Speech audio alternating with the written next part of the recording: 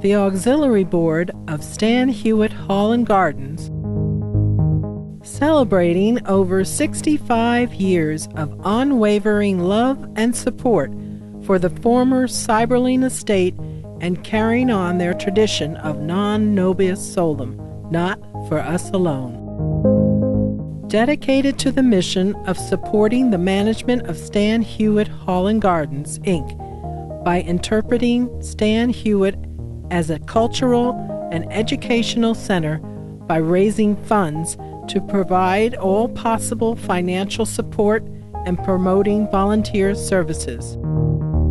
The March 2025 Auxiliary Board meeting featured a very special presenter, our friend and former colleague, Michael Weinstock, Education and Outreach Director at Spring Hill Historic Home in Massillon, Ohio. Speaking about Historic Spring Hill, one stop on the road to freedom. Recorded in the Manor House Auditorium at Stan Hywet on March 26, 2025. So, with no further ado, Barb, if you would introduce our speaker. Thank you.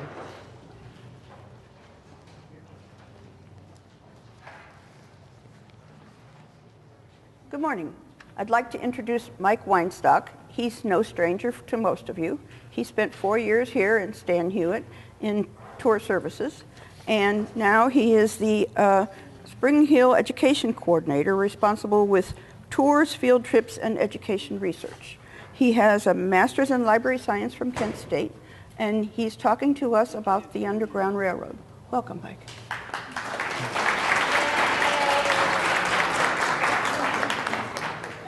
Well, thank you, Barb, and thank you to Stan Hywet Hall and Gardens for inviting me to come back. It's interesting to be back here in a different role, but I'm thankful for me to come talk to you this morning. So, I believe pretty much everybody knows me, but again, if you don't, my name is Michael Weinstock, and I am the Education and Outreach Coordinator in Spring Hill, which is an 1821 farmhouse in Massillon, and was a station on the Underground Railroad. And that is what we are going to be talking about today. So, to talk about the Underground Railroad, the first thing we need to talk about is the slave trade. So, the transatlantic slave trade, the slave trade that we know and the slave trade we talk about, was first established in the 15th century in Portugal. Now, slavery, the institution we know it as, was first organized like indentured servitude. Think of servant to master kind of idea. But almost immediately it was turned into the chattel slavery, the labor force that you know of today. Now in America, the White Lion was the first English slaving ship that arrived in Jamestown, Virginia in 1619. And starting with that, the institution of slavery had started, obviously before America was even a country. Now, even though we're a British colony, the British Empire would outlaw slavery in 1833. Thus, Canada, a province, not America, since we're our own country, would become a slave-free country. Now, since Canada is a free state, or a free area, or a free country, America's not. So, obviously, there's going to be some pushback because, hey, from where we are, 6 hours up north is free. So, almost immediately, people that were in the institution of slavery wanted to get out of the institution of slavery. And immediately, in 1793, under George Washington, the first Fugitive Slave Act was passed. Now, the Fugitive Slave Act of 1793 laid out the foundational provisions for freedom seekers, is the up-to-date term. You've also heard the term fugitive slave, but freedom seeker gives them agency. It gave them provisions and punishments, especially for those who were interfering with their recapture. So, for example, in 1793, the Fugitive Slave Act, it was a $500 fine, in their day's money, and 6 months in prison. Well, even though those were pretty harsh, there was widespread resistance, and in 1850, the second Fugitive Slave Act was passed under Millard Fillmore. Now, this added more provisions regarding the freedom seekers and had even more harsh punishments, such as $1,000 or prison, or your items, all of your items could be confiscated, or $1,000 at the end of the day. Now, over here on the right, these are examples of runaway ads that were actually in, well, this one right here was in the Canton Repository, and so is this one. And then the one up here, this was from the Anti-Slavery Bugle, which was an abolitionist newspaper that was published in this area as well. But I didn't know that until I began working down in Massillon, that as close as Canton, there were runaway ads. Now, obviously, even with all of these provisions and all of these punishments, people are still going to want to get out of the institution of slavery. They just don't want to be part of it, obviously. So, as early as 1793, or honestly, as soon as we became a nation, there are going to be routes to freedom that freedom seekers would take. Now, you'll notice there's circles right here, which is the Ohio River. But I mean, you can go any way you want to go. As long as you get out of the institution of slavery, get out. You can go to Canada, you can go down to Florida, you can go down to Mexico. I mean, these guys are going all the way west, but you can see they're generally making their way to Canada. Well, we, for the purpose of this presentation, are going to focus on here. Because, sure, we can talk about all of these routes, but let's talk about Ohio's routes to freedoms. So, freedom seekers. Remember that circle, which was right here, is right here right now. The freedom seekers, they would cross the border into Ohio via the Ohio River, which was sometimes termed the River Jordan. They would then come about here, or honestly here, where they would seek assistance from various communities, and many of them are Quaker-led. Remember that. Well, freedom seekers going this way would often come to Kendall, which we're going to talk about, or Massillon, when they would then eventually make their way this way to Hartville, Akron, Stowe, Hudson, and Cleveland.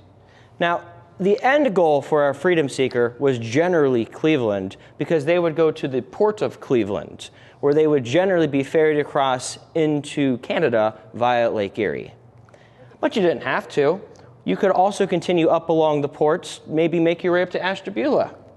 And like I said, by the 1820s, there were already sympathetic steamboat captains who were able to get runaways, freedom seekers across Lake Erie to Upper Canada, which is contemporary Ontario. Think of going up towards Toronto.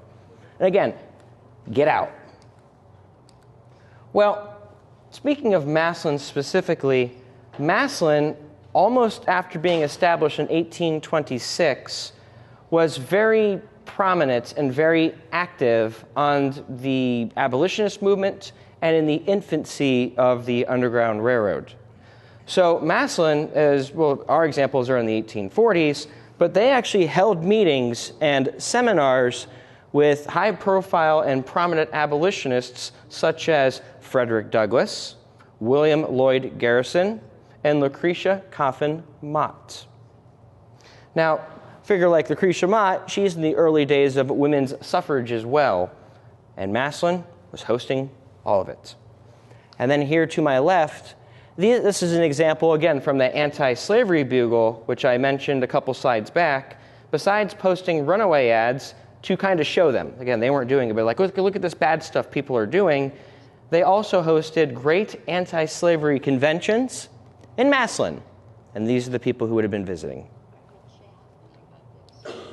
Well, the next slide, is not an exhaustive list, because we may never know the exhaustive list, but this is a selection of Underground Railroad conductors in Massillon and Kendall.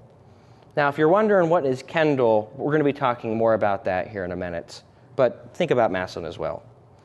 So the two people I focus on, I could focus on any of this group, well, there's going to be three, is the man right here on the left. This is Jehiel Fox. Now, besides being an Underground Railroad conductor, he was also Spring Hill's architect, and he also built the farmhouse. Think of your Charles Schneider kind of role. Well, it looks a little different, though. And then in the 1820s, which in its own tour within itself, he was the president of the Kendall Community Owenite Experiment, which was a utopia socialist society that existed between 1826 and 1829, which is very fascinating, but that could be a 3-hour tour in itself. Oh, believe me. And then the man on his right, my left, this is Robert Folger. So he arrived in Kendall, we're getting closer, in 1813, and he was actually the mayor of Maslin in 1861, and then between 1864 to 1866. Now, besides participating on the Underground Railroad and opening his house as a station, he also hired a freedom seeker, who I'm going to talk about, he's one of my favorite guys, named Jerry Clemens, to work in his hotel, which was the Commercial Inn in downtown Kendall. But the guy I'm going to be focusing on, I don't know if you can see it, he's a little bolded, is Thomas Roach. I know it looks like Roch, but it's Roach. But before we do that, I did want to talk about Akron, briefly. So, Akron has two people that I like to focus on. The man on the left, right here, this is John Brown. So, for a time being, John Brown actually lived in Akron, and he actually raised merino sheep. Well, remember merino sheep. We know where he's about to go with Harper's Ferry, but prior to that, he actually lived and worked in Akron. And then the lady on his left, his right, my left, well, this is Sojourner Truth. Now, Sojourner Truth, I'm a big fan of her. She was born into the institution of slavery, escaped for her freedom, and actually traveled around, and as you can see, she sells the shadow to support the substance. She would actually sell like little cards of herself to fundraise for the abolitionist movement. And she actually gave a speech here in Akron in 1851. The unofficial title is, you've probably heard of it, is the Ain't I a Woman? And it was recorded in the Anti-Slavery Bugle happening right here in Akron. I know there was a statue of her built. So, before we talk really about Thomas Roach, I want to talk about his views, because this is from Isaac Russell, another prominent man from Kendall, and he wrote this to Thomas Roach in 1816. And it says, "I can have little satisfaction in remaining long in this state when abominable slavery is tolerated with all of its evils, evils which I witness with disgust and dismay." And remember, that's going to be our theme here. Well, let's talk now about Thomas and Charity Roach. Well, Thomas and Charity Roach were both from New England. They were both from prominent Quaker families. Thomas Roach is actually born on the island of Nantucket in 1767. His family, the Roaches, well, they're very industrial. Think of the Cyberlings. But instead of making tires, they actually make candles, brick, rope, and the really nice stuff, whale oil. You see, they boasted to people that my whale oil, why, it's the best. You have your candles that are made with rendered fat, well, that stinks. They're dim and they're dark. My whale oil burns bright, it's clean, and it doesn't stink. Clean burning. Very, very wealthy. Now, the Rodmans, which is Charity's maiden name, they're also very industrial, but they do make candles.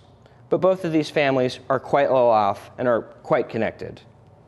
Well, they're actually going to both grow up during the American Revolution because, I mean to say it, Charity Roach was born in 1766. And a quick little tangent, which I think is kind of interesting, Thomas Roach's family, well, 2 of the 3 ships that are attacked in the Boston Tea Party are actually owned by his family because they were sending some of that high-quality oil over to Europe.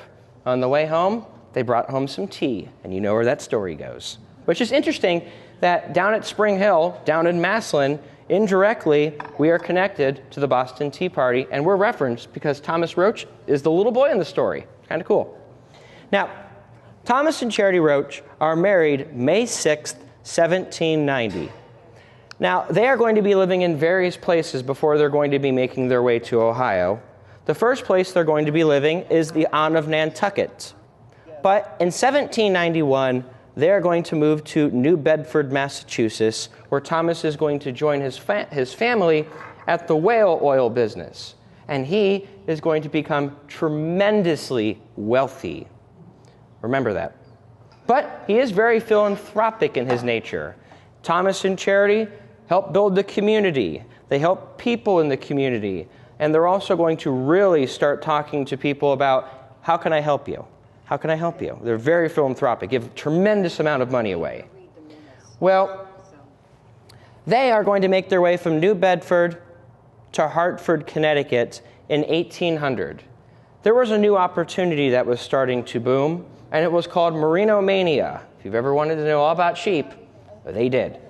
Because in 1800, Connecticut was right in the middle of Merinomania, and boy, did they get right in it. Because Thomas Roach, despite making a tremendous amount of money from whale oil, by 1807 says, whale oil's nice, but you know what's better?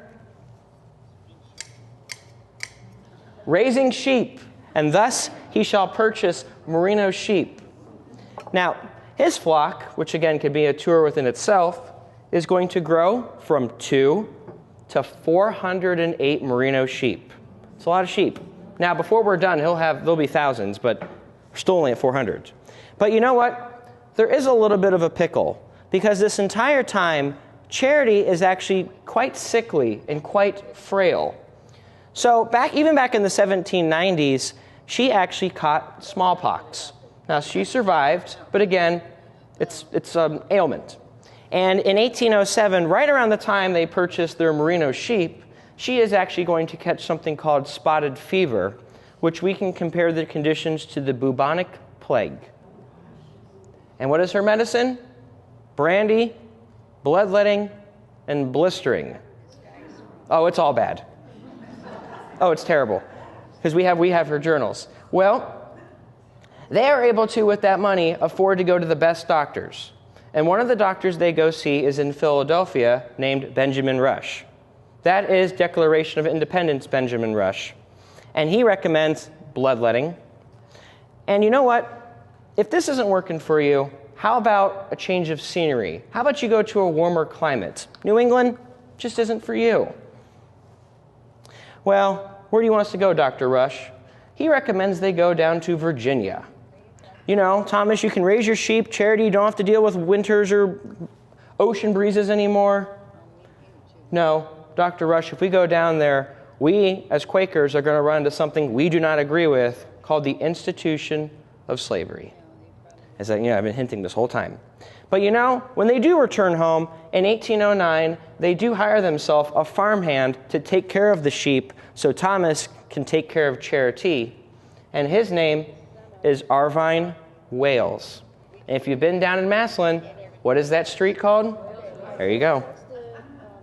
Everything's about to come together. Well, at the end of 1811 to 1812, they actually decided, you know what? We got to get out of here. I don't know if you're going to make it much more, Charity, because in her journal, besides all the other ailments she has, she now complains of a block of ice in her breast, which we attribute today to congestive heart failure. And there's only so much you're going to do with brandy with heart failure. Well, they decide, you know what? There is a place we're going to go. They decide there is this place called Ohio. We may have heard of it. And they had just heard of it because, figure, it was a new state. So they make their way from Hartford, Connecticut, 600 miles in a carriage, and they make their way here. But you know what? Arvine Wales was not in that carriage. He actually walked 400 sheep, 600 miles. And he loved it because, honestly, we have the receipts. He bounced from tavern to tavern. Do that with what you like. Well, eventually they do make their way here to Ohio, which was a 2-month trip, and they were attracted to an area called the Plains of Sippo, which are beside Canton. And on April 20th, 1812, Thomas Roach decides, we've got it. I want to establish this area. So Kendall, Ohio, is going to be established. Now, this is a plat map. This is the original plat map for Kendall, and it's named Kendall, as I've been alluding to, after a location in England that was called Kendal, which in the Middle Ages was the woolen and textile capital of Europe. So Thomas Roach said, I sure want Kendal, Ohio, to be the woolen and textile capital of Ohio, or the Wild West, or the western frontier of the United States. Well, it was started with 102 lots or plats in 1812, and by 1815, there were 45 more plats or families that had moved into Kendal. And Kendal would remain its own community until it was incorporated into the merger with Massillon and West Massillon in 1853, because they figured if we combine forces, we can attract a railroad, and they did. No longer have to go on the canal or by carriage. Well, like I told you, Kendal. But you know what? They also established their own home called Spring Hill. That's where I am. This is the Spring Hill farmhouse about 3 years ago. This is the Spring Hill farmhouse in 1878. And this is the entire property in the 1960s, which is actually quite small. You see, when Thomas and Charity Roach first moved to Kendal and they purchased the property for Spring Hill, they purchased about 5,600 acres for $2 an acre. That's also the days I'm going to pay you 10 cents in an apple, though. You must remember, for bartering, that's in those days. Now, Thomas Roach, a little sidebar, was actually quite frustrated because after he had made this massive purchase for $2 an acre, the government actually changed the price to $1.50. Be it as it may. Now, at Spring Hill Farm, as I've been alluding to, the main thing they did there and the main export was merino sheep, and specifically merino sheep wool. This is Thomas Roach's seal, and this is a certificate, and this is back in there when they were still in Hartford, but even once they came to Ohio, talking about, you have purchased the best sheep from the best guy. Also, though, is this.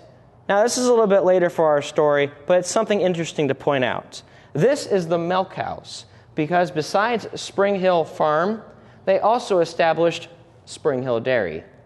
And the question was, why do I have a little cow here? Well, I didn't want to bring a full-size cow, and so I figured I have sheep shears.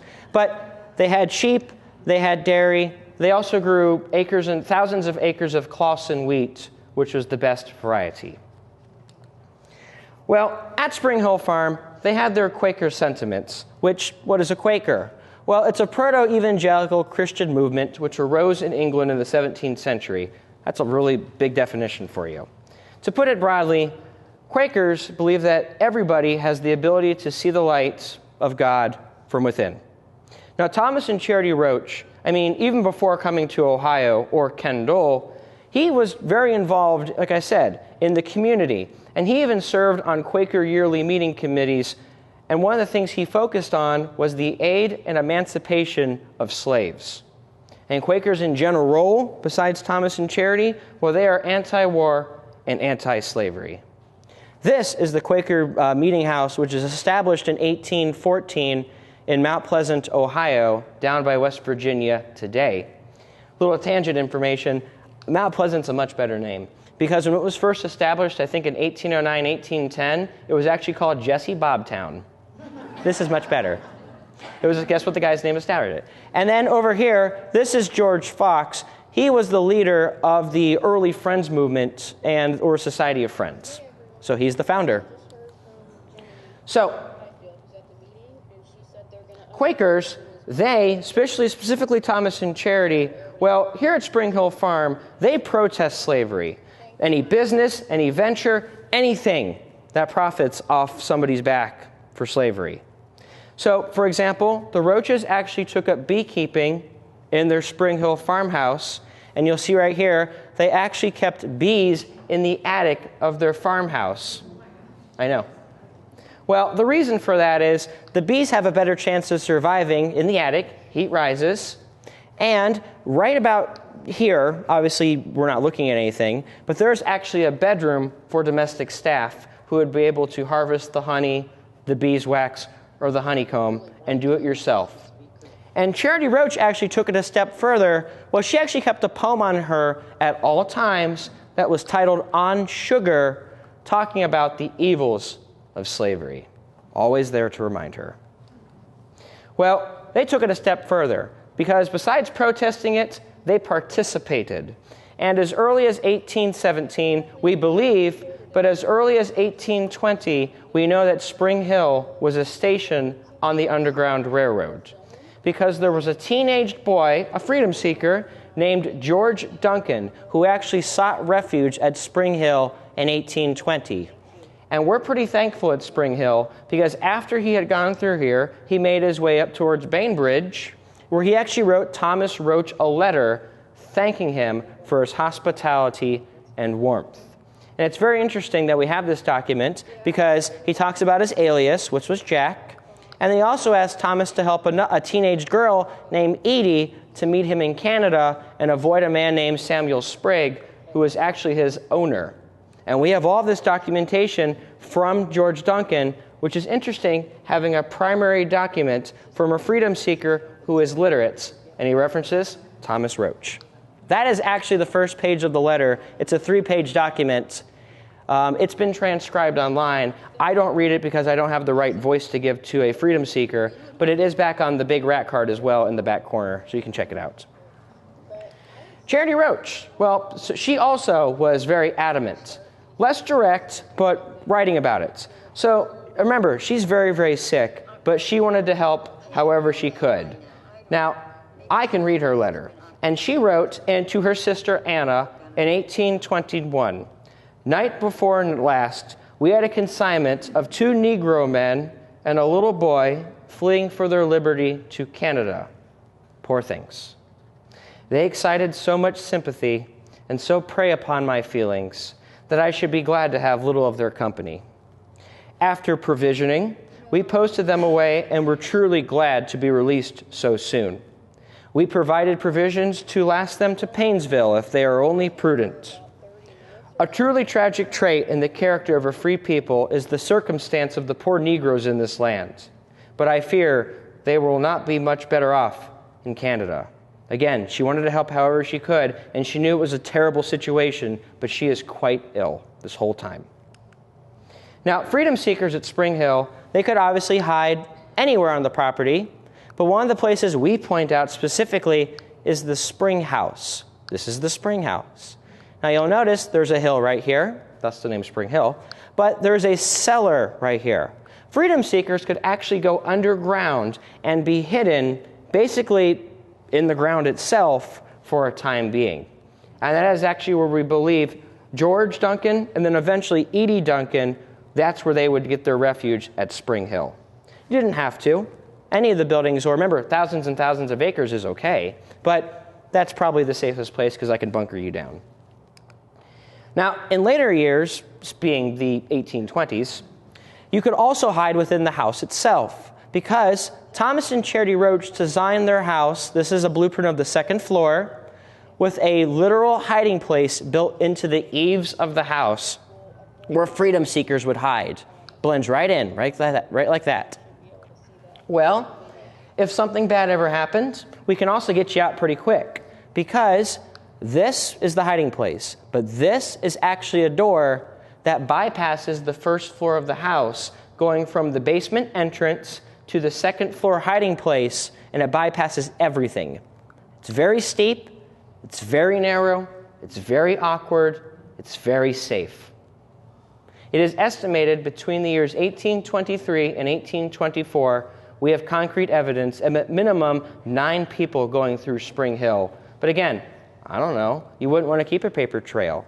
That's why we're so thankful to have things like George Duncan. Well, we're now going to talk about the later generations, because Thomas and Charity Roach, after getting their big farmhouse off of the ground, actually died quite early on in the story. You see, Thomas Roach actually died in 1823, and Charity Roach died in 1824. And remember Arvine Wales? I just wanted an excuse to do this. The farmhand taking care of the sheep? He is actually going to purchase Spring Hill Farm from the Roaches and the Rodmans, and his family will move in 1825 and live there until 1973. Now, they continued the Underground Railroad sentiments that Thomas and Charity laid down. So, for example, in 2018, there was a Network to Freedom grant from the National Park Service to research Spring Hill's connection to the Underground Railroad, as well as just local connections, Massillon, Kendall, Canton, their connections. And one of the people that was included in the Anti-Slavery Bugle digitization was Arvine Wales, because after purchasing Spring Hill Farm, even as his obituary in 1854, he was known as a friend of the slave. Now, there was one incident talking that there was a problem. Remember having to ferry people around quickly? Well, in 1820, there was a man named DeCamp that, through this digitization we found, he came to Spring Hill around 1820 seeking freedom seekers. Well, he was actually chasing a woman and 2 children who he believed to be escaped slaves, freedom seekers, and that's true. Well, Thomas Roach is a pacifist. Remember, nonviolence. Well, Thomas Roach was given a letter from DeCamp that says, "You're breaking the fugitive slave law. You must hand them over." Well, okay. He's a Quaker. He would comply. But you know who's not a Quaker? Arvine Wales. And you know what Arvine Wales has? Guess what? So the story goes that the men were talking on the porch, and Arvine Wales and his posse surrounded DeCamp in a semicircle. DeCamp saw what was happening, got on his horse, and got out of town. Nothing ever happened again at Spring Hill Farm, and nobody was ever captured besides that one harassment at the beginning.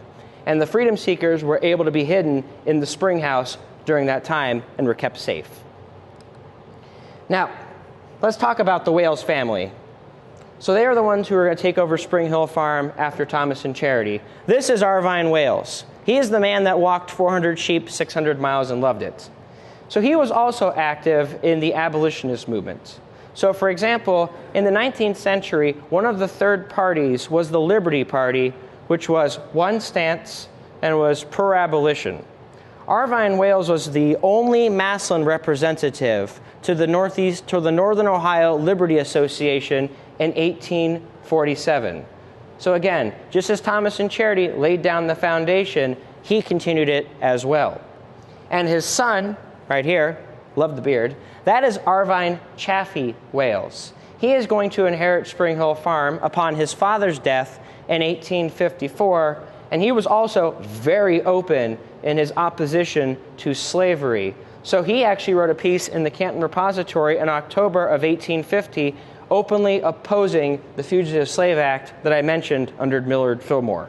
They were very open about how they disliked it. So again, continuing the Roach legacy.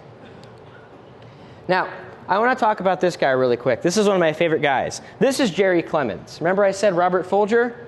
This is the other part of the story. So Jerry Clemens was actually a freedom seeker who found refuge in communities like Kendall or in Massillon. So he was a formerly enslaved man who did escape to freedom, but never made his way to Canada because he was welcomed in Massillon. He was actually welcomed in 1827, and he was hired by Robert Folger. Remember the guy many slides ago? Well, he was actually the manager of the Commercial Inn. And this is Jerry Clemens. Very cool guy. So besides people escaping to their freedom, you could also be legally released from the institution of slavery through something called manumission. So manumission is the legal act of freeing a slave. Manumission could happen for many different reasons, but it was between the enslaver and the enslaved. Well, these factors could include such things as an economic change. Maybe the industry changed. You know, Merino Mania is not always going to last, and I don't need all these people anymore. Well, that's okay. A lot of people were actually given their freedom. Or an agreement between two parties after X amount of time, or for other reasons such as death. So I have two examples of manumission papers that we have access to down in Massillon. This is one for Samuel Fuller, and this is one for Matilda Ann Weaver. So both of these persons were given their freedom upon the deaths of their owner. Again, that's one type of manumission. And then the last type of manumission or I guess the last person I'm going to talk about, this is Jacob Gaskins. He was born into slavery in 1793, and he was freed via manumission. Well, he came to Stark County in Ohio in 1817, and again, he did not continue his journey to Canada. He actually became a successful and respected horse farmer. Now, he, as a former slave, actually opened his 375-acre farm to freedom seekers with his Quaker wife, and her name is Hannah. But remember, Quaker sentiments that I've been hinting this whole time. Now, Gaskins is really interesting because he was actually one of the first black settlers in the area, prominent, to have a large, expansive farm, and it was actually the first person of color to vote in Plain Township. And again, very prominent and very radical this area was, because by 1820, Thomas and Charity's day, there were a total of 23 free blacks residing in Stark County. Again, that's pretty radical. But again, remember, Thomas and Charity are the ones who laid the foundation for all of us. And with that, I say thank you.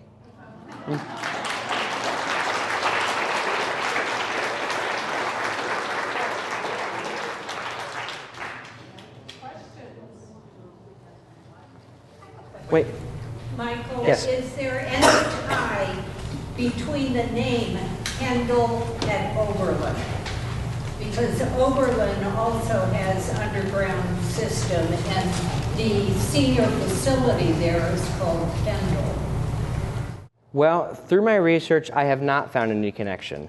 But looking at Oberlin, it appears that they had the same kind of idea that Thomas and Charity did, to name their community Kendall, to kind of promote that this is a textile hub, come here. So there were many communities that were named Kendall around that time period, and many of them just kind of faded away. Even our Kendall would fade into Maslin. So I haven't found one, but again, doing that research, we may find one, through the network. In today's Maslin, where would you find Kendall, the area that used to be Kendall? There's a rock there. Right about. Okay, so this is the Tuscarawas River. This is Lincoln Way. You see the main way? Wales Road is right here because the Maslin Reservoir is right here. If you see this little tip up here, this is Kendall. So if you're going down Wales Road and you see like Lake Avenue all the way to like the Wales Plaza, that's Kendall. Okay, so Rose Hill Cemetery would be in West Kendall. Correct. Correct. Yeah, but it's that little blip of Maslin is right here. So we can see it's turned comparatively, instead of being 90 degrees. That's the difference.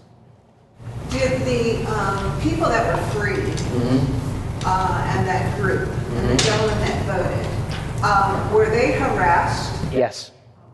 Yes. The free people of color in the community were harassed.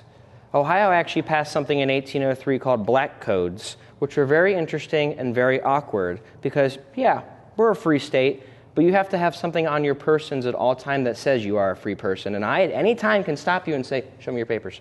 Now, interestingly, with Kendall and Maslin being founded by these pacifists, by these radical, equality-minded Quakers, you were kind of safe within that bubble, which is why many think of like Jerry Clemens, and Jacob Gaskins. They stayed within the bubble because they knew that within this community, I'm probably safe, and they were probably safe. So is Kendall before Maslin? Kendall, yes. So Kendall is April 20th, 1812. I don't know the exact date of Maslin, but Maslin is founded by James Duncan in 1826, who had lived in Kendall. He kind of was attracted, as Thomas Roach was attracted down here, James Duncan was attracted over here. And that's why the two communities kind of grew and then came back together. Is that kind of the Jackson area? Yes. So Jackson's like right here. Jackson's right here, and then if you go right here, you go to Belton Village, which is like right here, to put where we're looking at. I think we're there. Oh, yes. Do you take up this area of where the Spring Hill farmhouse and all, is there a sport at all? Yes. The question is there a tour of that? You bet there is. I'm in charge of that. Yes. So I'm in charge of educational programming for tours, field trips, talks, and those of the sort. Yes, there is. So there's a tour of the house, there's a tour of the grounds, there's an Underground Railroad talk, agriculture, but yes, absolutely. What's the address? It is 1401 Spring Hill Lane. It's right off of Wales Road. You're going to see a big farm that looks like it's out of place in modern Massillon. It is a big farm that's out of place in modern Massillon, but that's because we have it in 1821. It's one of those things you drive by and go, oh, aha. Yeah. Anything else? All right, thank you again.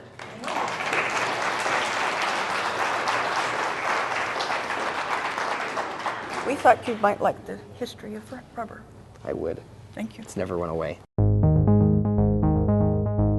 Thanks to Michael Weinstock for speaking to the AB members about historic Spring Hill, one stop on the road to freedom. To visit Spring Hill Historic Home, call 330-833-6749 or visit springhillhistorichome.org for tour information. The Auxiliary Board of Stan Hywet Hall and Gardens invites you to join the organization in their support of Stan Hywet Hall, and invites you all to attend the AB's Ohio Mart, held every October at Stan Hywet Hall and Gardens.